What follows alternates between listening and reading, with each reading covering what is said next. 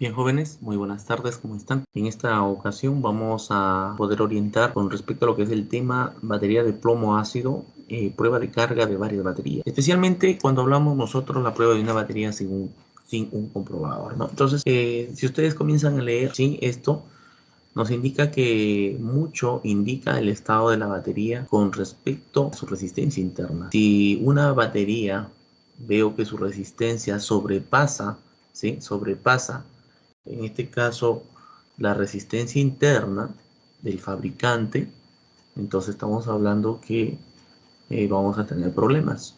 Entonces, dice, ¿qué indica mucho sobre el estado de la batería? Pues estamos hablando que es la resistencia interna de esa batería. Eso es lo que vamos a tener cuidado, ¿no? Dice, ¿cuál es la fuerza electromotriz? ¿Cuál es la fuerza electromotriz? Entonces, para esto, pues, yo voy a poner mis conectores, ¿sí? Y voy a activar ahí y observamos que la fuerza electromotriz de la batería, ¿sí? Estamos hablando de 12.6 volts, eso es la fuerza electromotriz, ¿correcto? Entonces acá observando 12.60, hasta ahí creo que no hay ningún problema. Bien, siguiente, dice, utiliza el multímetro para medir el voltaje entre los bornes de la batería.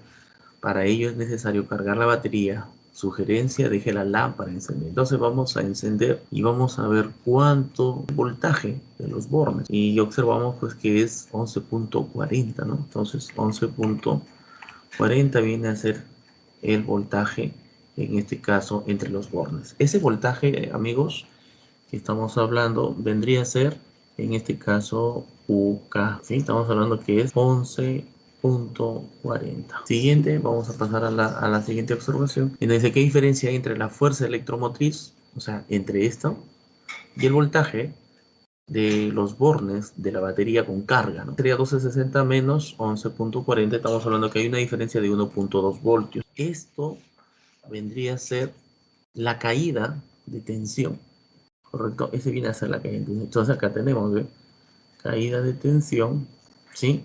Viene a ser al voltaje que tenemos, que es 12.60 menos el voltaje de los bornes, que es 11.40, teniendo un resultado en este caso de 1.2 voltios. Vamos a lo siguiente.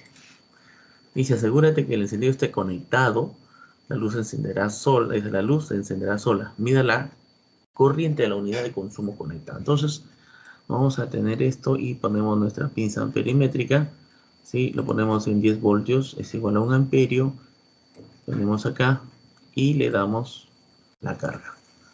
¿Sí? Entonces nos percatamos que es 100, pero acá, chicos, hay algo que deben de entender, ¿eh? ¿Sí? Para esto, pues, si ustedes comienzan a revisar, ya hemos visto hace un momento, ¿en cuánto está el marcador? El marcador está en 10 milivoltios, es igual a 1 amperio. Si acá te está marcando 100 milivoltios, entonces ¿a cuánto amperaje va a ser? Entonces esto viene a ser pues 100, ¿sí? Milivoltios por 1 amperio entre 10, ¿sí? Entre 10 milivoltios. Entonces esto, con esto se va, ¿sí? Y teniendo pues en este caso 10 amperios, ¿no? Entonces la corriente que yo estoy verificando, en este caso pues estamos hablando que es 10 amperios, ¿no? 10 amperios que tiene esto, ¿sí? Muy bien. Siguiente. Ahora nos preguntan cuál es la resistencia interna, ¿sí?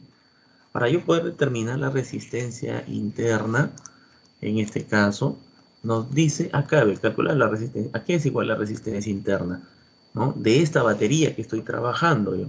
Entonces la resistencia interna es igual a estamos hablando en este caso pues, la caída de tensión interna entre el amperaje.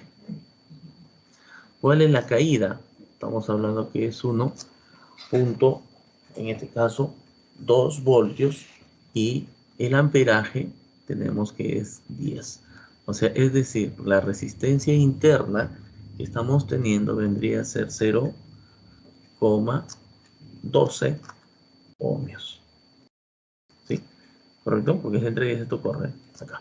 Entonces vamos a ver si es correcto ¿sí? Y vamos, en este caso sería 0,12 ohmios.